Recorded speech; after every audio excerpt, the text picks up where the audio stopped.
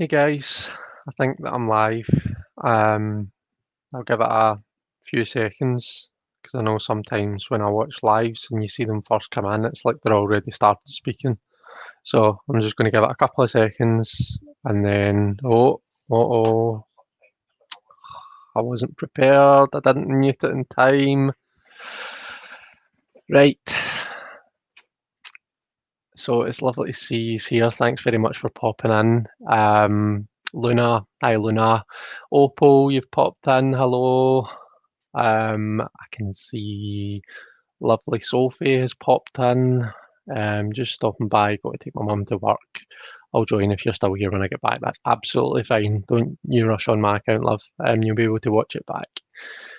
Simon's popped in. Hi Simon, thanks very much for popping in.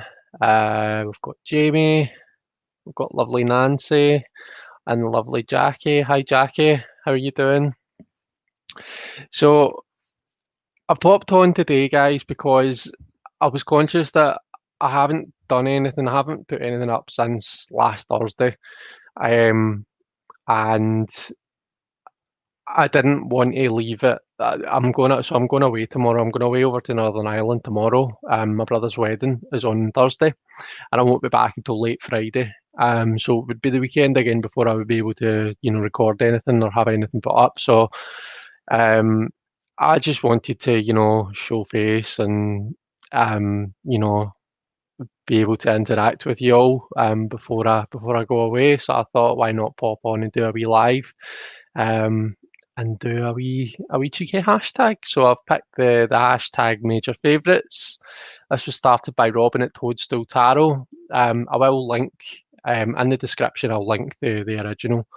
I've not done that yet, just because true style. I prepared this in a bit of a rush. But I will put a link to it in the description for you all to have a look at, although I'm sure you've all seen it by now. Hi Justin, how are you? Just check Blue Crescent Tarot. Hi, good evening or good morning or good afternoon or good night, depending on wherever you all are. So I'll get started then. Yeah, what I'll say here is that you can really tell that the Lightseers is my soul deck. Quite a few of my choices have come from the Lightseers. Not that I don't mean for that to be a spoiler or anything, but just letting you know. It's not quite a Lightseers Majors walkthrough, but so starting off, I've got the Fool from the Lightseers. And the reason that I've chosen this is because it's a bit different from all the other fools that we tend to see. Usually we see the fool heading towards the cliff, the familiars kind of, trying to drag him back or, egging him on. It really depends which deck you look at. To me, the fool and the Rider Waite Smith, it always looks as though the wee dog is kind of egging him on. To me, personally, that's what I see in that, or even try to push him off the cliff. But yeah, for this one, this looks more like it looks like one of these trust exercises. It's almost like she's trusting the universe, and she's letting herself fall back. And I actually really like that. I think that's a nice wee touch. So for that reason, this is my choice for the Fool. It's from the Lightseers Tarot. So oh, hi Nerisse. I see that Nerisse has popped in. Hi there. It's lovely to see you. I know that it must be quite early where you are, 7 o'clock in the morning, am I right? So thanks very much for popping on, and good morning to you. So by the way, in the chat, feel free to join in and let me know what your choices are for each card. I do need practice at catching the comments whilst I'm doing these lives, so that I think this is a nice easy way for me to a nice wee primer, a nice easy practice go for me. So let me know whilst I'm doing this what your favourites are and what decks they're from and whatnot. The Magician. So I've chosen the Magician from the Marielle Tarot. Do you know, it's one of those ones, I can't quite put my finger on what it is that I like about this, but I really, really, really like it. I love the hooded figure where you can't see the face. You even question whether there even is a face in there, there's something really aesthetically pleasing about that to me. Equally, this sacred geometrical thing. Sorry, I don't know what it is. The sacred geometry in it, I find quite pleasing. You know, to me, the magician is a very kind of, my understanding is it's intended to be a very active, divine masculine type energy. You know, it's the active to the high priestess is kind of passive. And in the Marielle, the high. So I was watching. I believe that it's Zach from the Tiger's Abyss. He does a kind of, he chats through the majors and the Marielle, and he talks about how I don't have the High Priestess from the Marielle here because it wasn't my choice for my major. But if you kind of flip the High Priestess upside down and put her kind of directly underneath this guy, then they're kind of opposite sides from each other. I'm talking about the High Priestess from the original version of this, by the way. It's been changed in the second edition. So yeah, just really love it. And then my incense burner, which I'll try and not break, but this is my kind of incense cone holder thing. That kind of puts me in mind of the magician and that, so I like that as well. Oops, don't worry. No incense holders were harmed in the making of this video. For the High Priestess, let me see if we're missing any comments. See, I'm doing it again, guys. I'm like kind of missing the comments. So Nerys says it's very hermitish. Yeah, I can see that.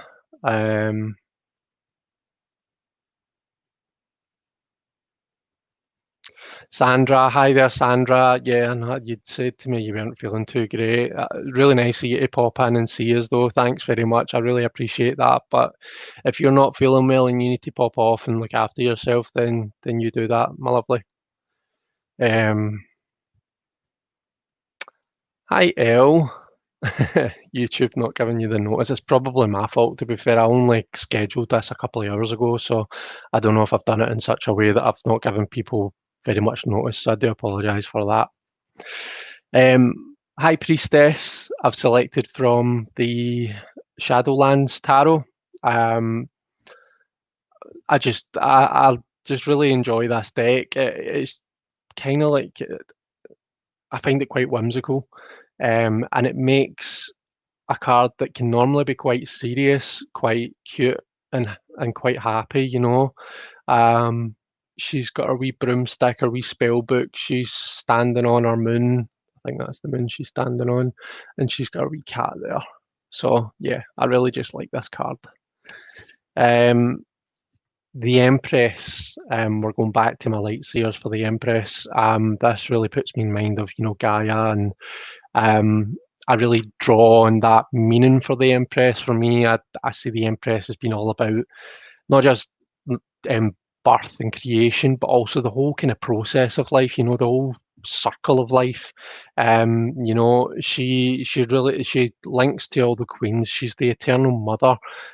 She sees the importance in being nurturing and, you know, watering the plant, but also she knows that she needs to cut off the dead bits in order to let the plant thrive.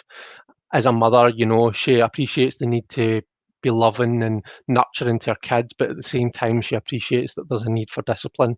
And this card, I can really kind of draw that type of meaning from this card. So that's my Empress. For my Emperor, so the Emperor can, a lot of the times, he can be seen as quite a serious fellow, not very happy, very stern looking. And I always appreciate an Emperor who doesn't, who kind of looks a bit more endearing and a bit more happy. I really love the Emperor from the Everyday Enchantment deck. I really kind of, you know, you can still completely pull the Emperor meaning from him, you know. He's clearly a businessman. He looks to me to be a kind of very accomplished and successful businessman. He's extending his hand to shake someone's hand, you know, so it's that idea of a kind of handshake arrangement. But at the same time, he's beautiful man of colour. He's got a smile on his face. He's got you can see the wrinkles in his forehead with the kind of, the frown lines, the smile lines. I just really like this card, and I really like this Emperor. So yeah. The Hierophant, I've picked Lightseers again. So again, I grew up, I was raised Catholic, so I didn't have the, I know that a lot of people in this community have had some horrible experiences with religion in their past. I can honestly say I didn't have that, although I was raised Catholic. There was nothing, there was nothing really expected of me. I was really free just to kind of break off from it and not continue following it, and I didn't really get any hassle for that. But I know that the Hierophant, or especially when he's called the High Priest, it can really it can be triggering for people.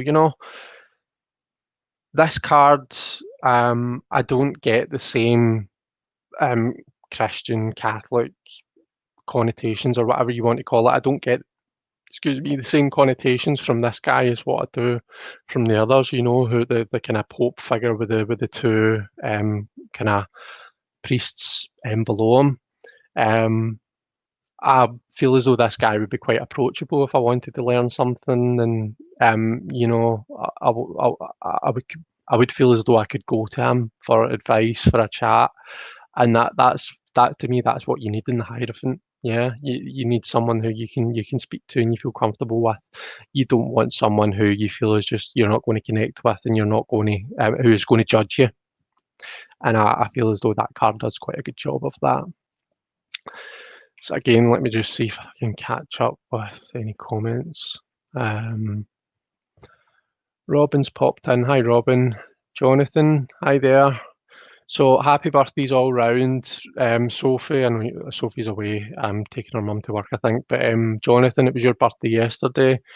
And Robin, it's Robin's birthday today.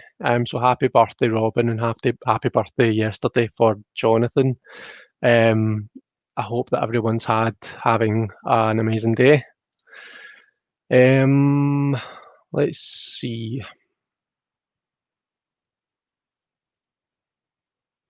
I think we're doing okay for the comments. Jackie says I need to get Everyday Enchantment. I would definitely recommend it, Jackie. It is a really great deck. It's one of those decks that the pictures are very they're not way out there. You can really read the pictures really well, which is something that I like to do when I'm reading. It's kind of like like the Lightseers, even the Rider-Waite Smith. It's that kind of thing where you can read the story out of the picture. It's not like a bunch of clouds with some lightning bolts, or something where you really have to think about what does that mean. So yeah, I would definitely recommend it. Lovers, I'm going to pop back over to the Marielle. I really love the Lovers card in this one. It's difficult to say. I just find it really aesthetically pleasing. I love that it's representative of different races, of different ages, potentially. Not really sure that I can tell what age the female character is, but yeah, I mean, even just the fact that that it does represent a kind of older age, I do like to see that in decks. I'm not someone who just likes to see a bunch of young people in decks. I do like to see a bit of representation. I'm not going to judge people who that's not the purpose of this. I'm not going to start getting into kind of judging people who like to see a particular type of thing in a deck. Just for me personally, I do like to see it. And yeah, I love the the kind of, you get a real sense of opposites from this card. Kind of yin and yang feeling from it. So yeah, lovely card. The Chariot, I've picked the Witches Tarot, the Canon Reed, I think it is, Witches Tarot. I do like the traditional chariot image from the Rider-Waite Smith. This is, pretty much very, very similar to that. This is just a bit sharper, and the images are a bit. I don't want to offend Simon here, but a bit less cartoonish and a bit more kind of realistic looking, which is something that I particularly quite like to see in art. So you've got the two sphinxes.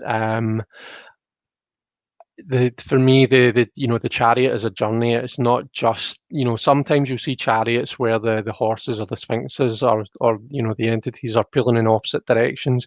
Sometimes you see, they're kind of like this, where they're calm and they're going the same way, and the charioteer is very much in control of them. For me, the chariot is the journey from it's the trying to gain control over the different aspects in your life, and it's that journey. It's not just a snapshot of when you are in control at the end, for me personally. But yeah, I like this chariot. Strength, it is cartoonish. I don't know what the correct word is that I'm trying to use, Simon. So I'm just getting at that that they're more kind of realistic. It's not photographic because it's not a photograph, but it's just kind of um more realistic. I don't really know how else to say it. But yeah, apologies, maybe that wasn't the right word. I'm getting it out. Jonathan, I still need to get the Marielle and the Everyday Enchantment. I would definitely recommend the Marielle as well. It's one of these ones, I've not actually started to use it until very recently, and it is a very kind of out there deck. But I think it's one that everyone should have and should, at some point in their life, they should work with it.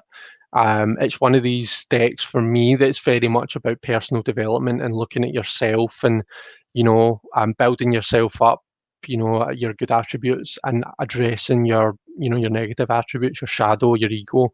That to me, that it's very much a deck for that. I don't know if I would pull it out if someone was asking me, what's my next month looking like, type of thing. It's more one that I would use to look if someone was to say, right, what am I doing wrong? What aspects of myself do I need to work on? I would pull out the Mary over that. So anyway, we've got the strength card. We've got Selkie. Hi Selkie, how you doing? And anyone that I haven't said hello to, hi and thank you very much. Thank you so much for joining. Strength from the Lightseers. I love it. I love that the lion is part of her.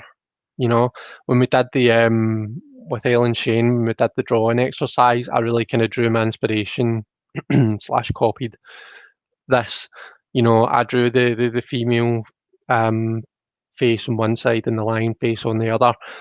Strength to me isn't about exercising. Well, it can be. It really depends on each individual and how they interpret it. But for me, usually, I interpret it as letting your inner, those things inside you that that you need to let out or you want to let out, but you're scared to. It's about that. It's about controlling the aspects of yourself that need to be controlled, and and bringing out the aspects that you need to bring out. I really relate to the strength card in that way. Sometimes I do find it difficult to put myself out there, and I can, I'm shy away a lot of the time. So yeah, for that reason, this is a really beautiful strength card. I always love cards that strength cards that kind of do this. The Hermit, back to the Marielle. And again, it is quite an aesthetic thing. I do again really. It puts me in mind the whole hooded figure and not being able to see the face. The smoke coming from the hood. You've still got the lantern there to draw on. Just the fact that it's all it's all kind of you know, dissipating away. It's almost like waves. It's like water, you know, his cloak. It's like disappearing into water. Sorry, I can't seem to find my words today. So I really just love that about this card, and it has a really kind of lovely colour, and again, just the aesthetic of it I find really pleasing. For the Wheel of Fortune, I've actually gone with the Anna Kay. I really draw on the idea of Lady Fortuna, for the idea of Wheel of Fortune, you know. So the story goes that, you know, there's times when you'll be at the top of this wheel and you'll feel great, you'll be on top of the world. Lady Fortuna is always going to come along and turn that wheel at some point, so there's also equally going to be times when you're being crushed at the bottom of the wheel. I think that's where the idea of using a wheel for the idea of fortune comes from. Although, you know, I might be wrong there, but it's certainly it's something that I draw on. So yeah, I really like this Wheel of Fortune card. Justice. We're back to the Mary Ale. I just love it. I just can't speak highly enough of it. And it puts me in mind as well of the Emperor from the Mary Ale, which almost made it, you know, it was a close contender for my Emperor space, but I had to go with the Everyday Enchantment for that. But yeah, just the geometry of it, you know, just she's beautiful, and just the geometrical aesthetic of it, you know, the way things are just perfect, and you can see the kind of circles, and I just really, really enjoy the image. The Hanged Man has come from the New Era Elements, and this is really shallow. I realise that. She embodies, you know, the idea of the Hanged Man. You know, it's that idea of pushing your body to the limits, to, you know, enable yourself to have a new experience. You know, take a different point of view. She's still achieved all that, but she's done it with a hot guy. And that's why I like this card. He's a hot guy. You want to see him the right way up. He's even hot when he's upside down. So yeah, that's the Hanged Man.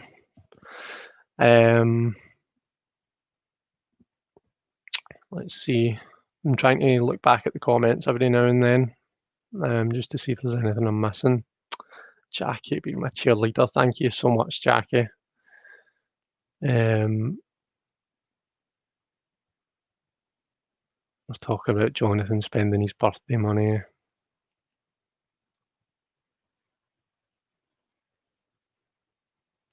The Cosmovisions pledge. That does look really, really nice. I've watched Kelly at the Truth and Stories walkthrough of it, and it does look lovely. Is anyone else getting the Nightmare Before Christmas tarot that's coming out? For me, it's coming on the 15th, apparently. So that's next Tuesday, which is the day that I finish my annual leave finishes. I go back to work on Tuesday. So it's nice that I've got something to look forward to on that day, which is otherwise probably going to be pretty dire, to be honest. But yeah, is anyone else getting it? Okay. Death. We've got the Deviant Moon. Again, I like that it's not named. I do quite like that old tradition in death cards. It's just something a wee bit different. I like the image here when you look into what's happening. It's the mother's giving birth to this child, and this child is trying to climb back up inside the mother, and the mother's the child's rejecting the idea of change, and the mother's like, no, you have to, you just have to, things have to move forward. I really like that image for this, and I can really draw a lot from that. links quite closely to what I was saying, I guess, about the Empress. You know, the Empress has that appreciation for the need for the whole of the circle of life and not just the lovey-dovey pretty parts, you know, the warts and all kind of idea. So is this maybe like the kind of idea of the Empress, and she's, you know, she's saying, no, you know, we need to let the change happen. Temperance, we've got the Marielle again. I've actually taken a lot from the Marielle, haven't I? I didn't quite realise how many I had from the Marielle, but I just think this is a beautiful image. And you know, the kind of opposites idea that we take from Temperance. Oh, I can see some questions for moi. Selkie, I'm from Glasgow in Scotland. Jonathan, you've pre-ordered The Nightmare Before Christmas Tarot. I don't know why I don't just keep looking at the chat on YouTube. Pop out the chat. Let's see what everyone's saying. It's because I'm conscious that when I'm looking at the YouTube chat, my face is almost turned away from you. Yeah, Simon, I know you have the death card. You've got it framed in your sacred space. Yeah, I know. I've seen it and your when you've shown us around, and I'm sure I've seen it in the background in a couple of your videos as well. It is, yeah, it's beautiful. So it is. Red Bean B, hello.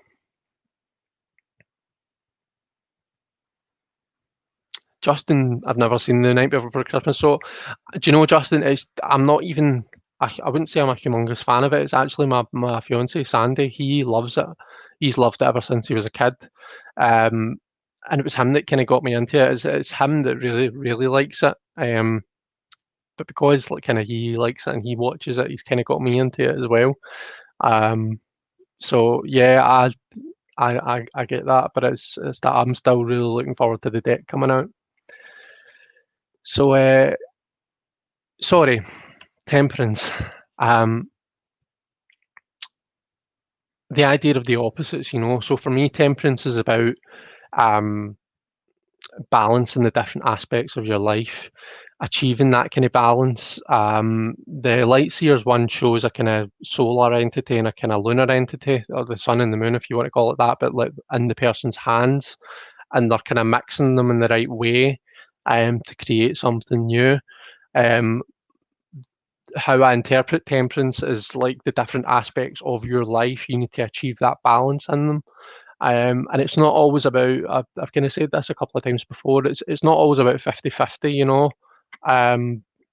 Otherwise, achieving balance would be piss easy for everyone and we could all just go out and have a good time, you know, spend 5 minutes on it.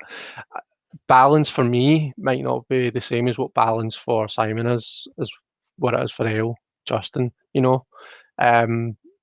We all have different, we all achieve different proportions, different equilibrium of balance. Work-life balance, for example, some people live to work, some people absolutely love their work, and the right balance for them is like 75% work, 25% fun. Some people, more like me, work to live, you know. I don't hate my job, but, you know, I like my life a whole lot better. So for me, the right balance is maybe like, I don't know, 40, 60, I don't know. But the point I'm making is it's balance is a difficult thing to achieve. It's a journey. It's not just a quick thing. So that's to me why Temperance is so important, such an important card. And yeah, that you know the opposites in color, the you know the idea of the fire of the you know to me the tiger's a very fiery creature. That opposite that paired with the water, and cats hate water. You know, it's just it's a lovely card. The Devil, Lightseers again. Yeah, the Devil should be tempting. You know, you should look at the Devil and really be tempted by it. It shouldn't be something that disgusts you or puts you off. In my opinion, that's the whole point in the Devil. You know, it's being a slave to your own desires. It's not about for me. It's not about a big bad evil entity making you do things you don't want to do.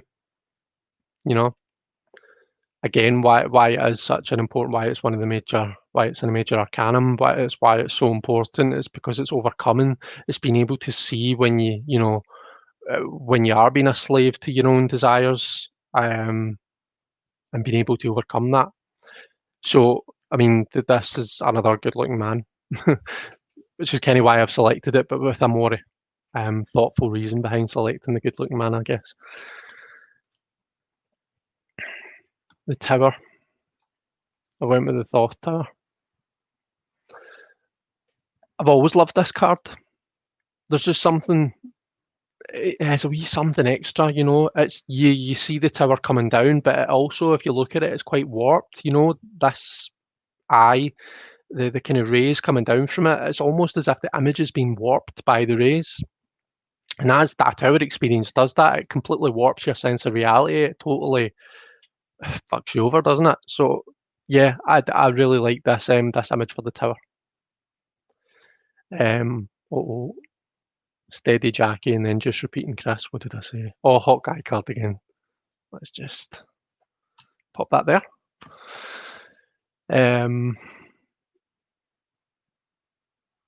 So Justin looks at Temperance kind of in the same way, but specifically dealing with loss. So restoring the balance to life after death. Yeah, especially since it's Arcanum 14 that comes after the death card.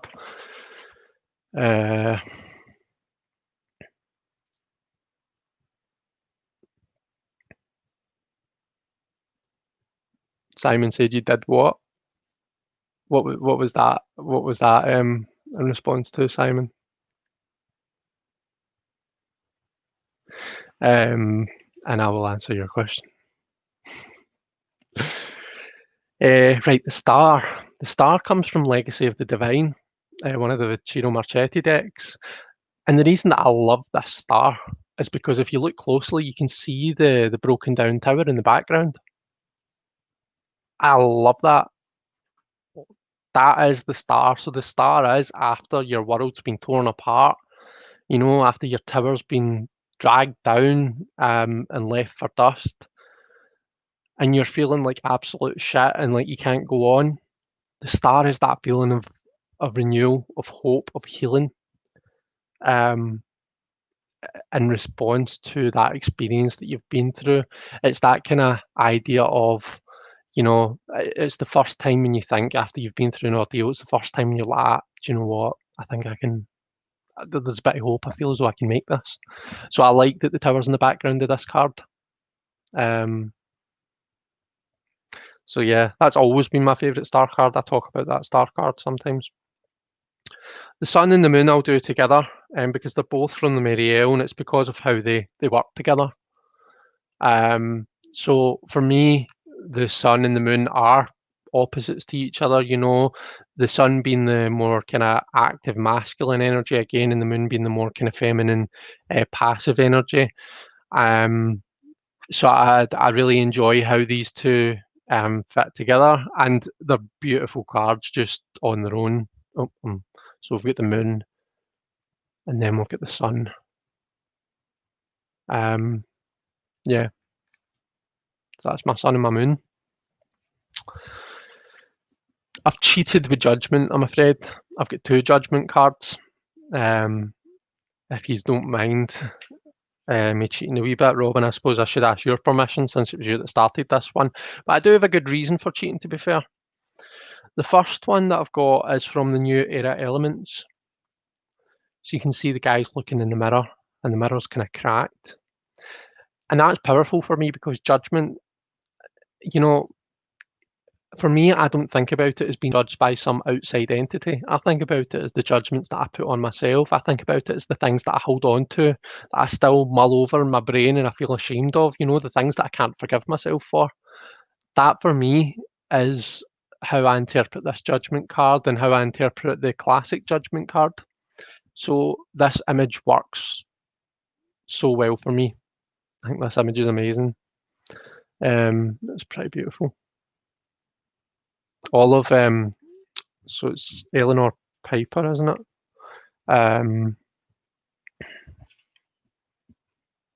Eleanor F. Piper, PhD. Yeah. So all of her art is stunning.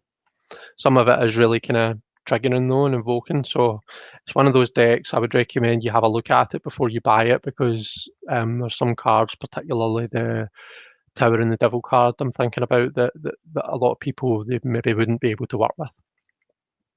The other Judgement card that I've picked is from the Anna K. So I don't know if anyone saw a walkthrough that Kelly at the Truth and Story did of Tarot of the Holy Spectrum, I think it was. And when she came to the Judgement card, she said Plato's Cave. And I had never heard of Plato's Cave before, so I went and looked it up, and it blew me away. I thought it was amazing. So to give you the quick version for anyone who doesn't know what Plato's Cave is, it's basically a story. Sorry, I just saw my name highlighted a couple of times. Simon says you said you went with the Thoth Tower. Right, okay, so so it was about Thoth Tower. Wouldn't it be cool if the cards were all the same size and you could put them together? Yeah, that would be pretty cool if you do that. I mean, I suppose if someone was really committed, then that probably wouldn't be legally appropriate to do that on like playing cards with it. But yeah, sorry, Plato's Cave.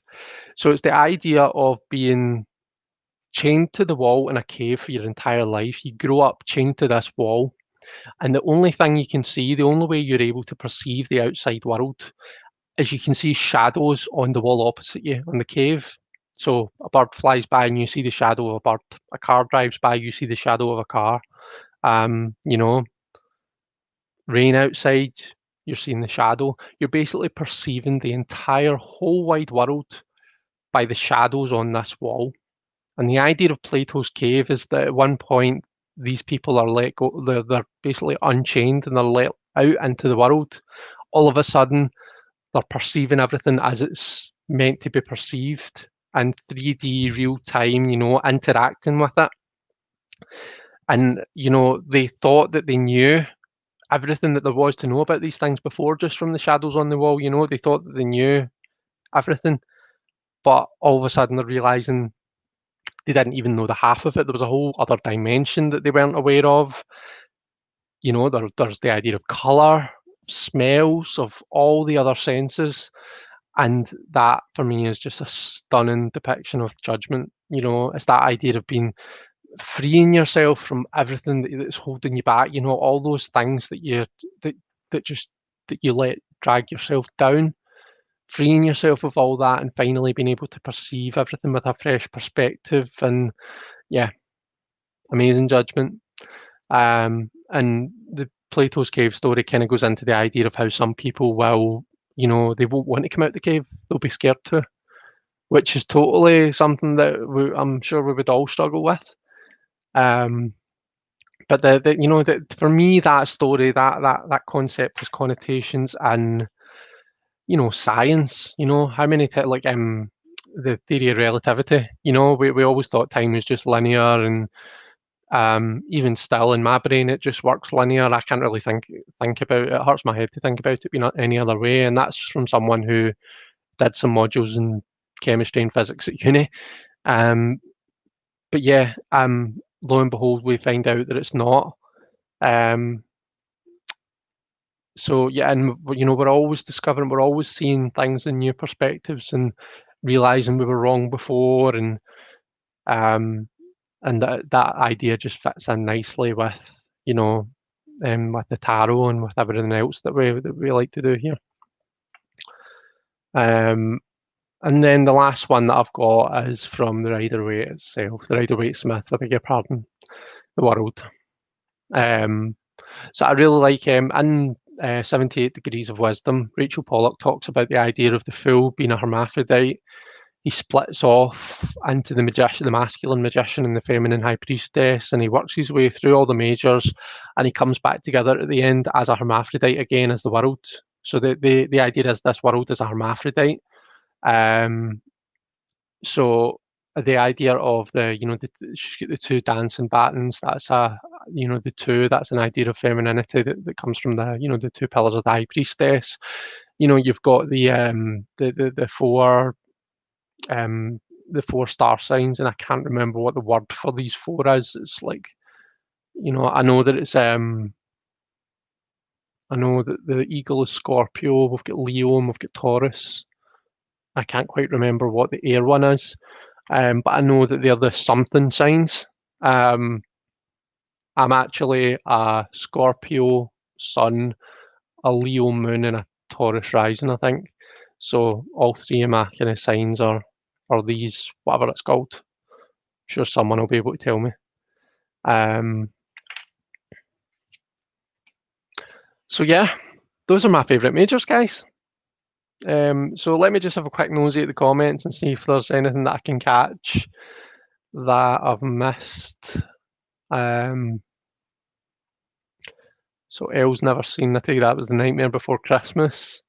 I think it's definitely something that you should watch at least just once. I would say that there are better not let Sandy hear me saying this, but there are better Tim Burton movies. I really like. Oh gosh, is Book of Life, is that a Tim Burton? Coraline is good. But yeah, I would recommend at least watching it once. Don't think anyone's tried to tag me. Elle, yes, Plato's Cave. Robin's cheerleading for me. Thank you so much, Robin and Jackie.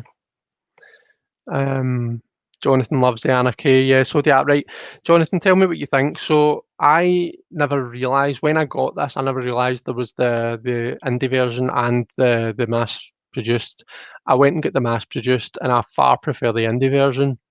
I think I'm thinking about getting the indie version, but I'm also thinking about trimming my mass produced version down to just the images.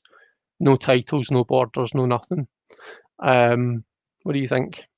What's your thoughts on that? Blue Crescent Tarot says the 4 fixed signs. Justin wants the indie version really badly. Yeah, I don't know what it is. It's just so much nicer. And I actually watched, Simon, I watched your walkthrough of the two of them quite recently. So I did. Nancy, thank you for. Oh, you're so welcome. The thanks goes to you guys for coming and watching and interacting with me. I really can't thank you enough. I love that we can do this. Tarot Tales, hi Jax. Nice. Oh, it's lovely to see you here, love. I was doing the tarot tag, the major favourites, and I have just finished it.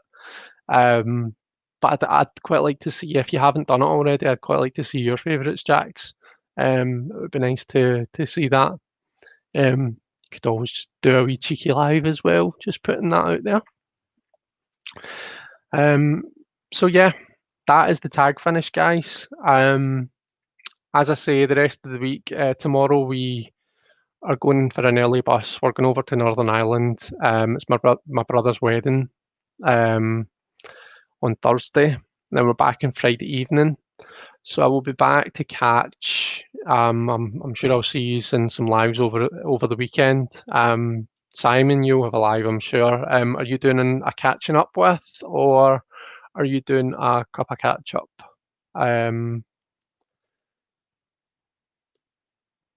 Justin, I'm going to have to do this. It will take 3 days just to pull the cards. Justin, I managed to do it in half an hour there. I'm not going to lie. I managed to go through and find all my favourites in half an hour and pull them out of the decks. Now, granted, I had an idea of what my favourites were going to be before I did that. But yeah, if I can do it in that time, then it won't take you that long. Jonathan, I only have the indie version. I say the mass market one is easy to get. So it's the one I would say trim away with. You can always get another copy if you make a boo-boo. Yeah, totally agree. I like the indie version the way it is. If I had the indie version, I wouldn't be trimming it. I wouldn't be touching it with scissors. So yeah, it's just the mass market version. I don't know. I just don't feel as though the borders add anything for me, and I feel as though a lot of the times when I trim cards, I do it to kind of open up the images. That was why I trimmed my Thoth. my everyday enchantment. So yeah, I feel as though that's that might be a goer. Might do that. Might even make a wee video of it. We'll see. Simon interviewing Joe the Tarot guy. I thought that might have been the case. So that'll be good. I'm looking forward to seeing that. I'm a fan of Joe. It'll be nice to see yous having a wee chat together.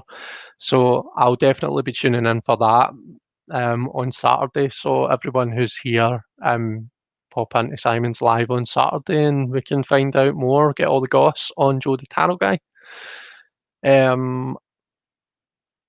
Blue Crescent Tarot, this would be a fun tag. Might have to start brainstorming. Definitely. And yeah, Lisa, the Indies, the better cardstock.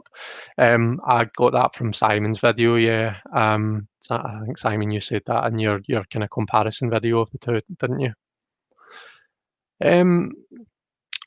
So yeah, I'll hopefully have something. I'll do another video or something over the weekend at some point. We'll see how we go on. But if I don't get much of a chance to chat to you in the next few days, you'll know why. You'll know I'm away. So I hope everybody has a lovely rest of the week. I hope for those of you that are working and off the weekend, I hope the rest of the working week flies in for you. Thank you again so much to everyone, each and every single one of you, for popping in and for chatting with me. Just having a look at the comments. Can't wait to see how to trim the Anna K. Yeah, we'll see. I think I've got an idea of how I would want to do it, but we'll see how we go on. But thank you very much, Nace. I've just seen you say have a lovely time away. Yeah, well, I'm looking forward to it. It should be good. Daniel and Tina, sorry, I'm rambling now. I'm rambling. Daniel and Tina's wedding was affected by by COVID, so they were supposed to be getting married in April, and it had to get postponed, unfortunately for them. So I think they've eventually decided just to go for a kind of lower key event just now rather than waiting until next year or even later for when things aren't as affected by COVID. So it's a shame what's happened, but I'm really excited for them. So yeah, should be good. But thank you very much, everyone. Thank you so much, Jackie. Jackie and Robin been cheerleading for me, asking people to hit the thumbs up. So thank you very, very much. Thanks everyone for your lovely company, and I'll hopefully see you all soon. Take care, guys, and bye-bye.